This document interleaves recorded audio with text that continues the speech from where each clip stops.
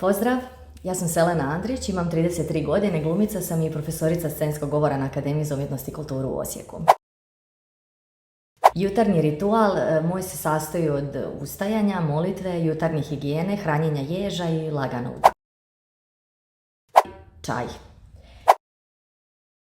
Not my circus, not my monkeys i Aquila non capit muscas.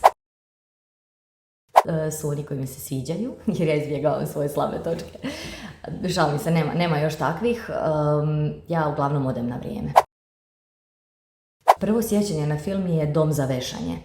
To sam gledala još kao mala s tatom i sjećam se Azre kako lebdi u onoj vjenčanici, perhanje doziva i ona ciganska glazba i svatovi, to neko sivilo i cijeli taj način ciganskog života i trgovine i svega. A nisam to naravno onda razumjela, pa kad sam odrasla, poslije sam ponovno gledala taj film i sad mi je to jedan od najdražih filmova ikada. Ali je mene fasciniralo to da mi nešto tako dugo može ostati u sjećanju te slike, iako ih baš i ne razumijem, i onda sam pomislila da bi možda bilo jako lijepo biti dio takvog nečega. I onda sam na kraju svog studija, moja diplomska predstava je bila predstava koju sam ja igrala ciganku i učila sam baš romski jezik. Ostaj kalje nagrada kusto tev, to mi je još jedina rečenica koje se sjećam. Ali evo, nekako mene ta priča prati na cijelom mom glumačkom putu. Ali zapravo sam se odlučila biti glumica tek na prvoj godini akademije, jer sam ja usred prijemnog odlučila odustati i mislila da to ipak nije za mene, pa su me onda profesori malo zadržali i rekli da probam barem tu prvu godinu, pa onda ona meni bila tako pokusna. Mislim da je svima manje više pokusna i onda sam zapravo tek na prvoj godini shvatila da bi to možda moglo biti i evo, još nisam požalila. Pa ja do sad nisam puno snimala, ali sam uspjela napraviti gaf. To je bilo sad ljetos kad smo snimali jedan film. Zapravo taj gaf se dogodio u pauzi od snimanja, Bogu hvala.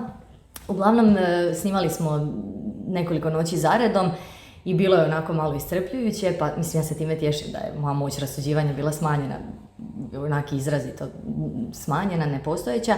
Jer sam ja tako negdje oko 2 ujutro u sobi prepunoj vrhunskih glumaca i pjevača odlučila sama otpjevati Zajdi, što realno ne bi mogla ni uz pratnju filharmonije, ali evo, ispričavam se još jednom svima.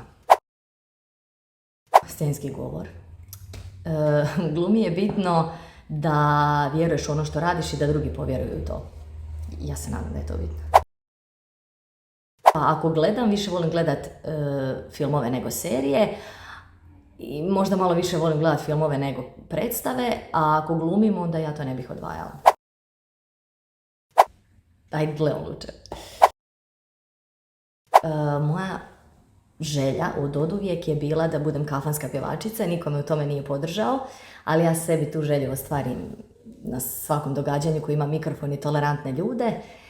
Pa onda možda sad to i ne bih bila da nisam glumica, a možda bih bila nešto vezano za matematiku. To je moja druga velika ljubav jako i prije sam bila i pisala matematiku prije glume.